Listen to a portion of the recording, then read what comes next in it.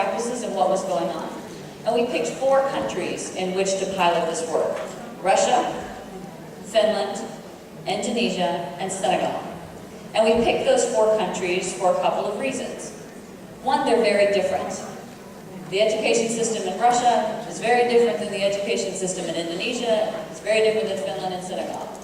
2, they represent a very diverse set of students, economically, geographically, language, teaching styles, any number of different things were very different in these countries. And so we wanted to see what impact that would have.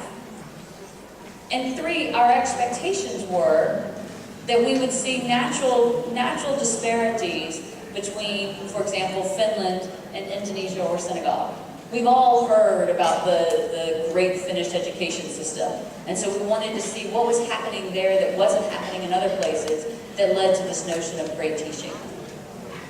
What we found, though, was both disheartening and a little worrisome, but also gave us something to build on.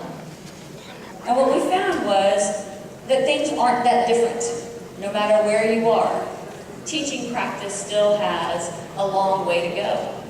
And what I mean by that is basically 3 things. One, we found, this is the good news, that when kids are taught 21st century skills, they learn 21st century skills. I mean, that doesn't sound so dramatic. If a child is taught a subject, you would expect them to learn the subject. That's the good news. You can teach 21st century skills. The problem is, we aren't generally teaching 21st century skills.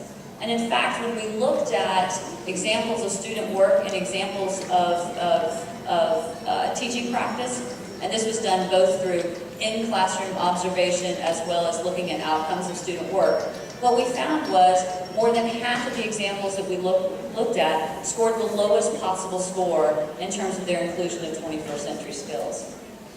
And so we looked at a couple of other things. First of all, why was this happening? And we'll talk a little bit about that further in the presentation. But one of the things that we learned from this is that across the board, regardless of what country you're in, the results were pretty much the same. Teachers that aren't teaching 21st century skills aren't doing it in Russia, they're not doing it in Finland, they're not doing it in Indonesia, they're not doing it in Senegal. Teachers that don't teach these skills and don't actively include them in their lessons do not have the result of having their students learn 21st century skills.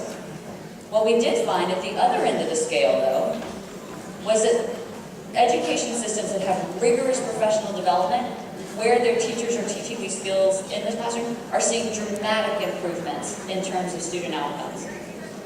The other thing we found was you don't have to do a lot.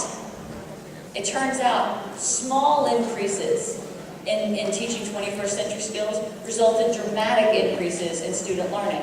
So even small improvements and small changing to teaching practices yield to dramatic results on student outcomes.